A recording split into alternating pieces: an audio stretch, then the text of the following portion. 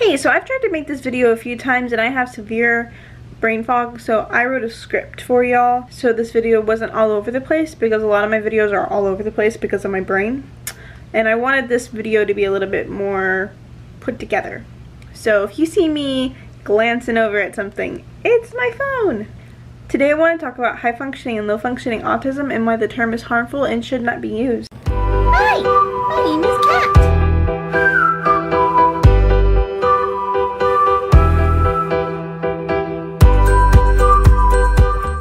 Before I start, I want you to know that high functioning and low functioning autism is not a diagnosis, nor is it in the DSM. It is a term used to help others understand what to expect when meeting an individual on the spectrum. High functioning and low functioning autism is based on an IQ level. An IQ level can't be judged based on somebody's behavior. It has to be tested, meaning you can't tell by looking at somebody. I'm leaving a link below for the website that I'm getting this quote off of. Most of the time, children, psychologists, and other professionals rely on the same IQ test to measure the intelligence of all children.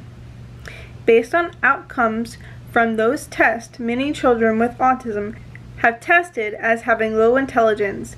Recent findings and new tests, however, suggest that typical intelligence tests based on information collected from typical children are inappropriate for children with autism.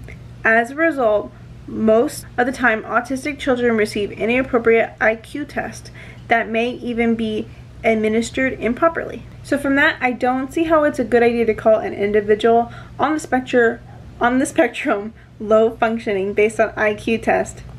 Also, we know from what we read earlier that IQ tests can be wrong on ASD individuals. So personally, I can't use functioning labels to describe someone and not feel shitty because I wouldn't want to be called low functioning or high functioning, and I could be wrong on that judgment. Parents can even be wrong, just so you know. Based on my research, I can't help but think ignorant people look at people that are non-verbal and that stim loudly in a way that's not socially acceptable and automatically slap them with low functioning labels.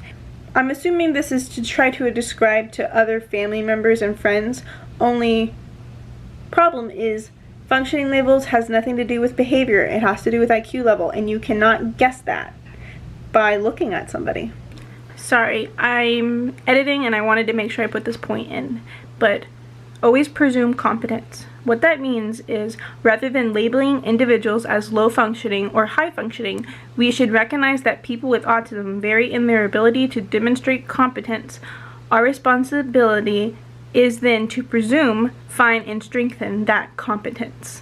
Someone can appear to be high functioning and actually be low functioning, and someone can appear to be low functioning and actually be high functioning. As I said earlier, I would not want to be called low functioning. Even if I didn't understand what that meant, it's still messed up to call somebody that. But I'm sorry that the camera moved, but go look at Carly Fleischman. She's trying to be the first autistic talk show host, and she's nonverbal. Everybody thought that she was low functioning, and turns out she was actually high functioning. She just can't talk. She's just an amazing individual. I really want to meet her if I'm able to. But you know, she was called low functioning her whole life, and she was listening to doctors tell her that she's never going to communicate, all these things. And it's just sad because that must have had some effect on her self-esteem. It had to. I can see that her parents are very remorseful for calling her that, and I just personally couldn't do that to somebody.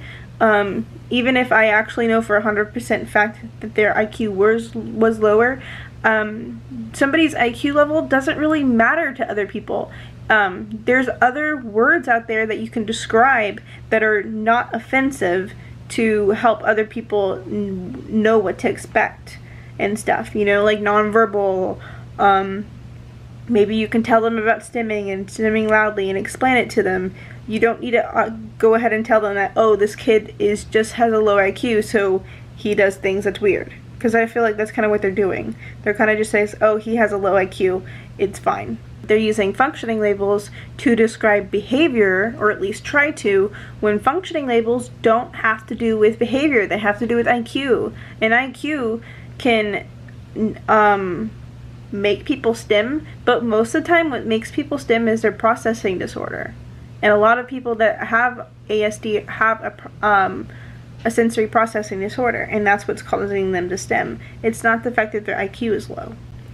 Calling somebody low functioning just seems very messed up, because they're functioning completely fine. You know, they're alive, they're peeing, they're shitting, they're eating, they're functioning, they're having a life, they're just a little different. And